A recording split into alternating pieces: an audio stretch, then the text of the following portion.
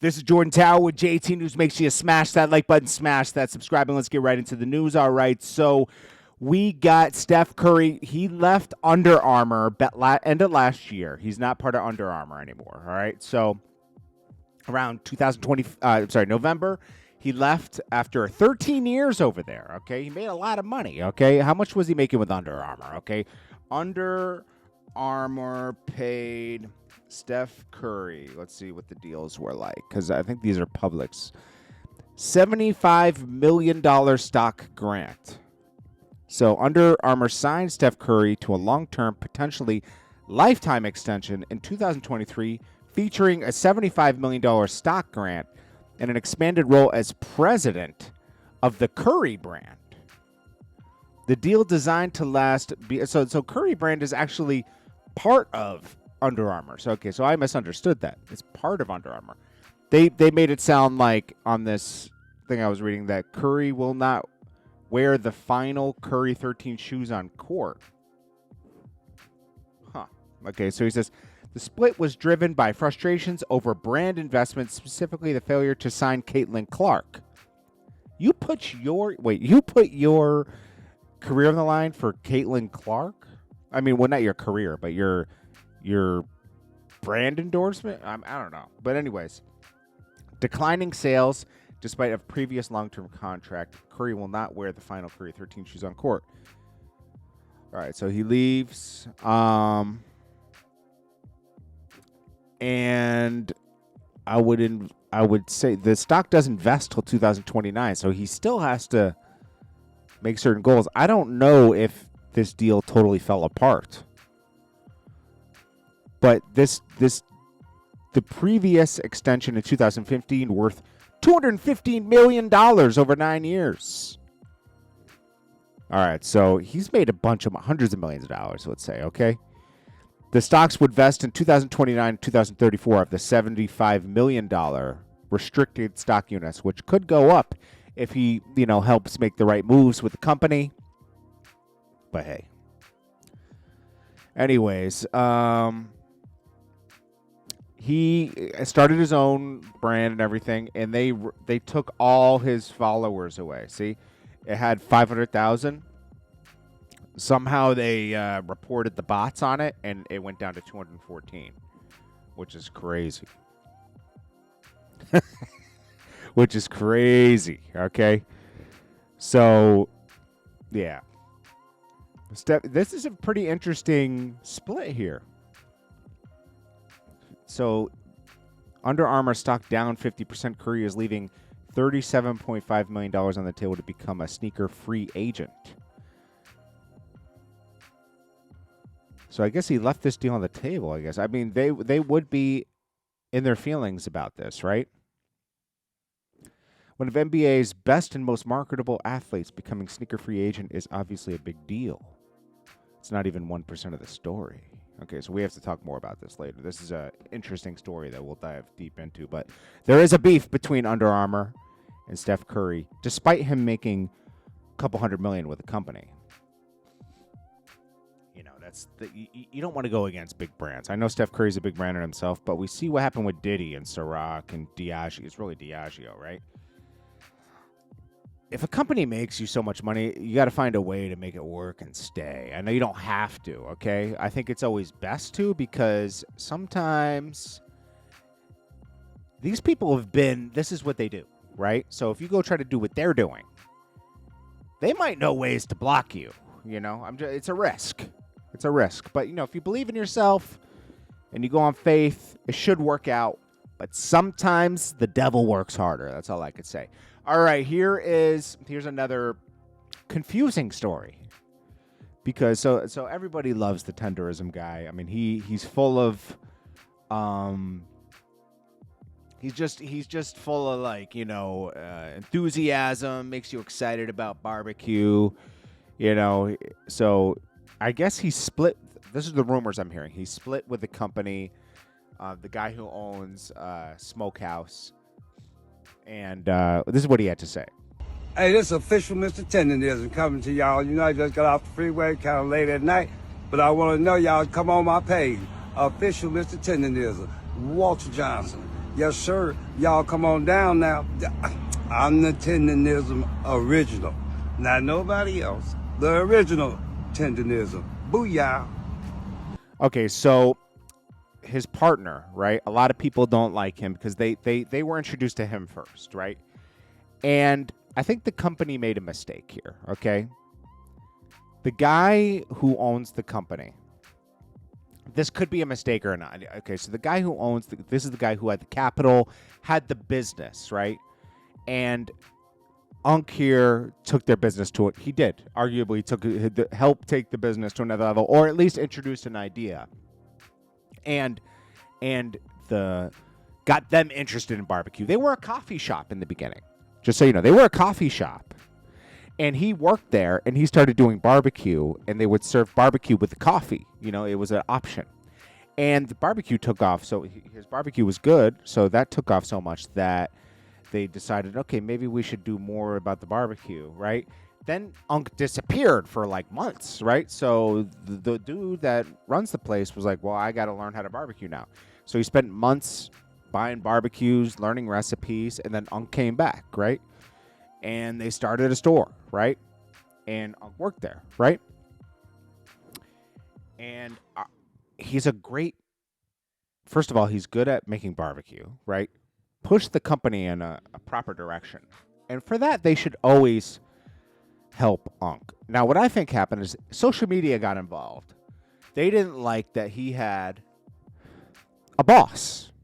So they intervened in this man's life, where they put ideas in his head when maybe he's not. Listen, just because you're good at something doesn't mean you can run a business.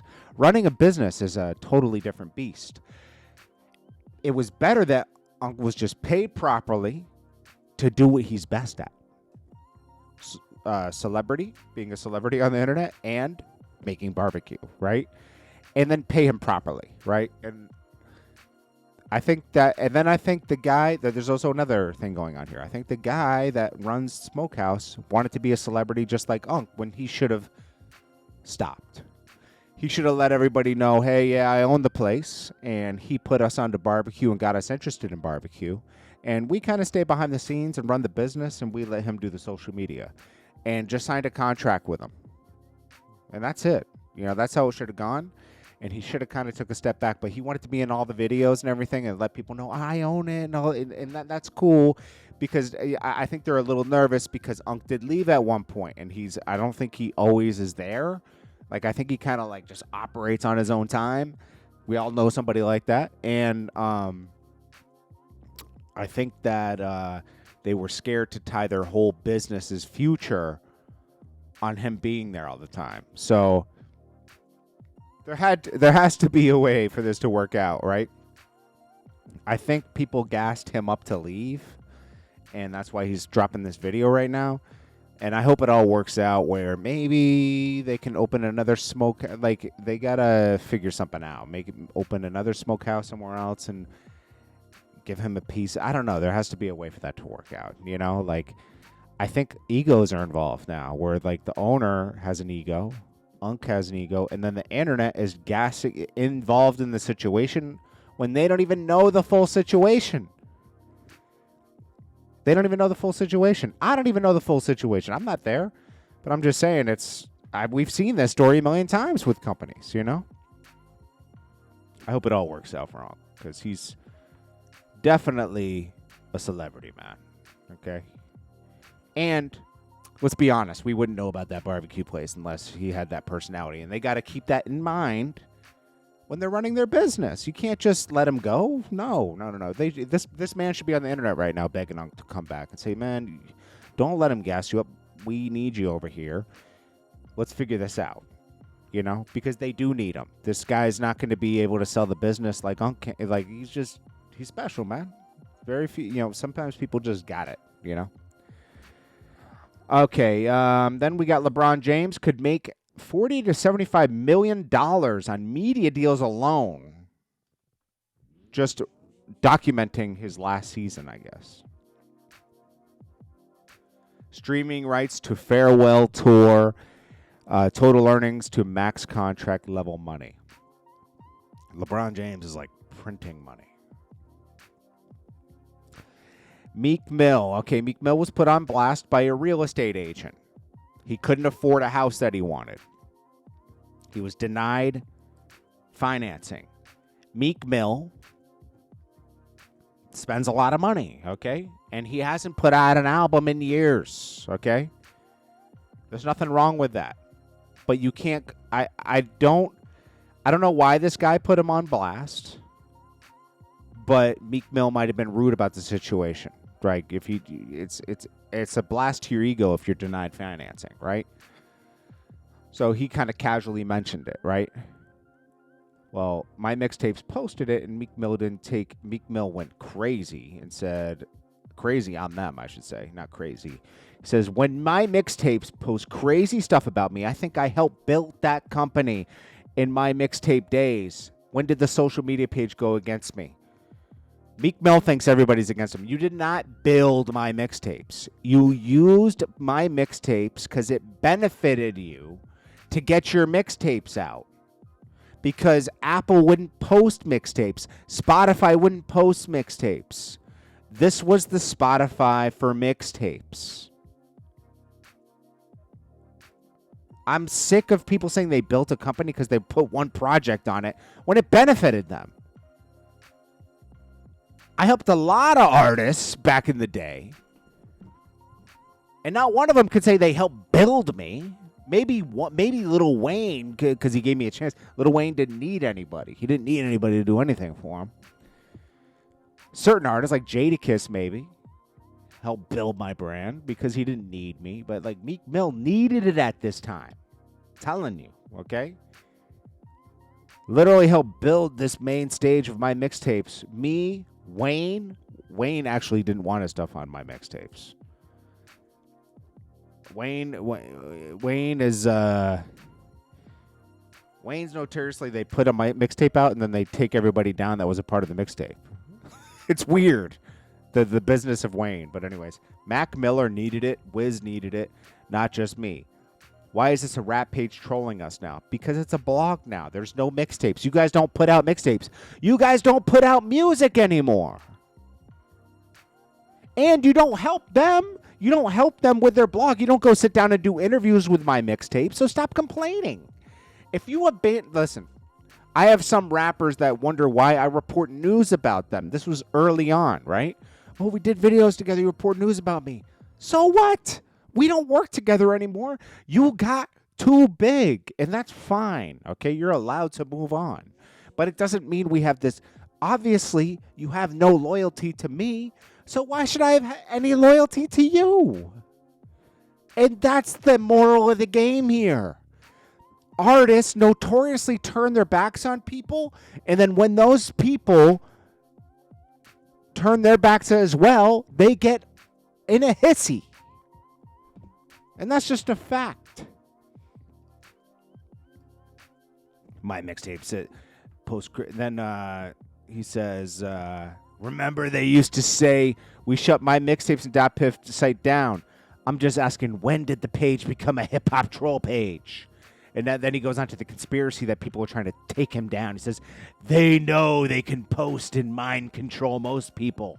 That's why Vlad went viral like that. It's an algorithm to say something bad about certain names. Like you did about Drake? Meek? You said Drake has a ghostwriter. Remember? Why'd you do that? Oh. It's okay for you to do it. But it's not okay when they do it, right? You put Wale on blast? Oh. Rick Ross? Remember Rick Ross? You said the label's not paying me. You weren't talking about Atlantic or whatever you were on, Warner or whatever. You were talking about Maybach Music Group. But Ross always works it out with you because you're his little man, you know? Like he signed you, he helped you. He's always going to look out for you, right? Oh, okay, Meek. My bad. I like Meek. But come on, bro. Grow up. Drop music. Get back to work, bro. Get back to work. Because they made a good point in that video. You're friends with all these billionaires, but you couldn't get financing for a house? It's embarrassing, bro. It's embarrassing, bro. These guys spend that kind of money on a party. All right, so then then he says, yeah, I see that, but example, I helped build the company instead of work with me. They put in bad media on me. I'm trying to figure out this. Oh, they sold the page. The real owners rocked with DC heavy. Okay, so yeah. Oh, yeah, people got to realize that, like, WorldStar isn't owned by the same people anymore. I'm not a part of it. Q's not, family's not a part of it. Someone else owns it, okay? My mixtape's been sold. Somebody else owns it. That's true, okay? That's it. A lot of these companies that you knew back in the day aren't owned by the same people. That's a fact. It's a good point that person made. I forgot that my mixtape sold. I remember when the guys that ran it. But you still got to help. Like, if you're not working with that company, there's a risk that they might work against. Not even working against you. Just put the truth out. That's what was reported. They're reporting what was out there. Jay-Z changes all his names on social media to Jay-Z because they were always under something else before. That's that. All right. Anyways, that's about it, guys. This is Jordan Tower with JT News. Please remember to subscribe. It is so important. If you're watching and you're not subscribed, you're hurting me right now because YouTube is doing some weird algorithm stuff. They're getting rid of old users, their dormant accounts and everything. We need to keep everything going up. So I appreciate it when you subscribe and share. That's all you got to do is subscribe, maybe share, like the video. It means the world to me. It means the world to me, okay? And if you have something to promote, I'll give you a deal over the next 4 weeks. I'm extending the Christmas special thing. If you got something you want to promote, some music, your business, whatever, hit me up. We'll work something out. Love price, okay? And, we'll run some ads on the channel, and I appreciate that too. Thank you all. I'll check you guys in the next one. I'm taking like 3 spots for a love price. 3 spots. So make sure you hit me up at JordanTowerMedia at gmail.com. I'll put that below. Peace.